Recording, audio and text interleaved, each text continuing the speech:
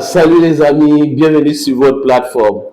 En fait, j'ai ri la dernière sortie du président algérien Tebboune après son ministre des Affaires étrangères, qui pour moi était un plaisantant parce qu'il est un communicant.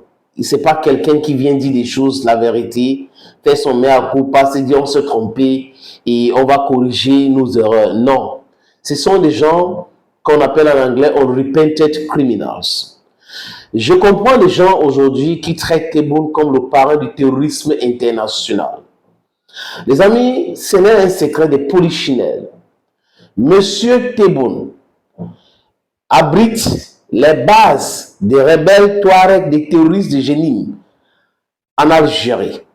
Monsieur Tebboune était impliqué du bout en bout de cette planification de la destruction du Mali le 25. Donc on peut dire sans se tromper qu'il a le sang entre ses mains, le sang malien. Parce que Sadio Camara qui a été assassiné, froidement assassiné avec un camion citerne bourré des explosifs à sa résidence, c'est le travail de la France, de l'Algérie, de la Côte d'Ivoire, de la Mauritanie, de l'Ukraine. Donc tous ceux qui sont impliqués dans ces événements-là sont responsables des morts maliennes. Donc si on était dans un monde normalement constitué, ces gens-là devraient répondre de leurs actes. Mais bon, les amis, c'est à nous de comprendre. C'est à nous de savoir se défendre et aussi les imposer la brutalité.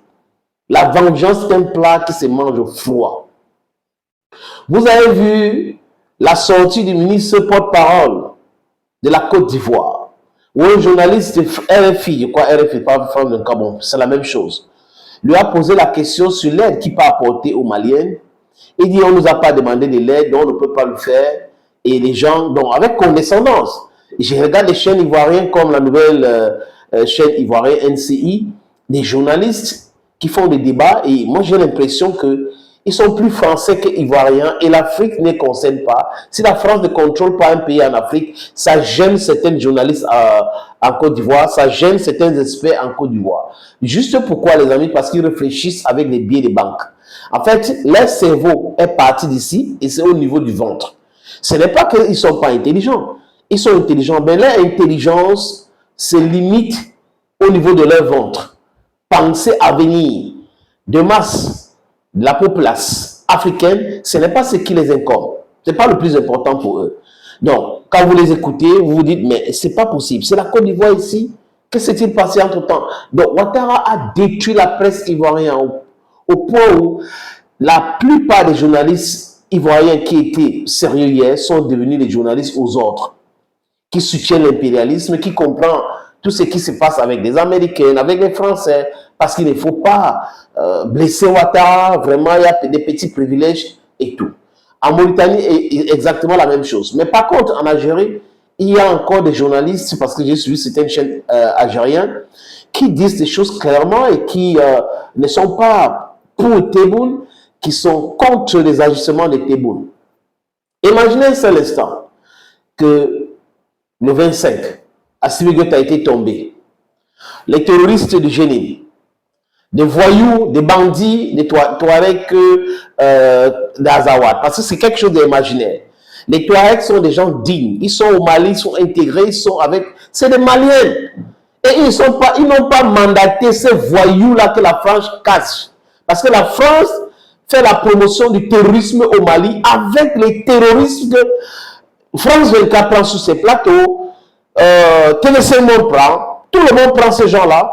Et de l'autre côté, non, les autorités maliennes, on ne les prend pas, il ne faut pas qu'on les écoute. Il faut faire la promotion de ces terroristes en pensant décourager, démoraliser les troupes. Ils sont en train d'énerver davantage les Africains qui comprennent aujourd'hui les supercheries. Maintenant, les amis, Tebboune,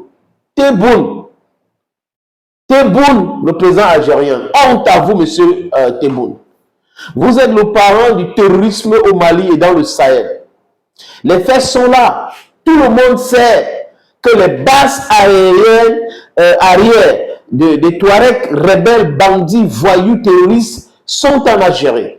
une partie en Mauritanie. Donc, les amis, quand on dit ici que l'Algérie est responsable de ce qui se passe, oh, la Mauritanie, c'est avec les preuves.